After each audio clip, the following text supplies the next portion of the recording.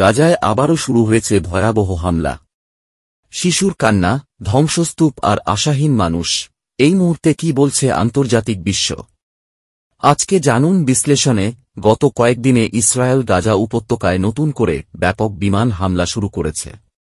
আন্তর্জাতিক সংবাদ মাধ্যম জানাচ্ছে, এখন পর্যন্ত প্রাণ হারিয়েছেন অন্তত 56 জন, যাদের মধ্যে রয়েছে বহু নারী ও শিশু। এই ঘটনায় আবারও বিশ্বব্যাপী তীব্র প্রতিক্রিয়া সৃষ্টি হয়েছে।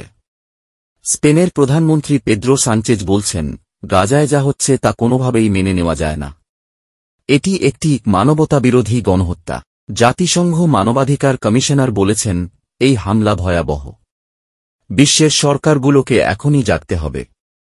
তুরস্কের প্রেসিডেন্ট এরদোয়ান আহ্বান জানিয়েছেন, ইসরায়েল ও ইরানের মধ্যে একটি স্থায়ী যুদ্ধবিরতি দরকার এবং গাজায় শান্তি ফিরিয়ে আনার এখনই সময়। ইউরোপীয় ইউনিয়ন সরাসরি মানবাধিকার লঙ্ঘনের বিষয়ে এখনও কঠোর ভাষায় কিছু বলছে না, তবে পিছনে কূটনৈতিক চাপ তৈরি হচ্ছে। এখন প্রশ্ন হল, শুধু বিবৃতি দিলেই কি যুদ্ধ থেমে যাবে?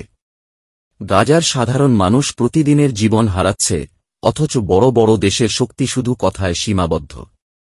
এবার আন্তর্জাতিক চাপ আদৌ কোনো বাস্তব পরিবর্তন আনতে পারবে কি? আপনাদের মতে আন্তর্জাতিক সম্প্রদায় কি আরও কিছু করতে পারত?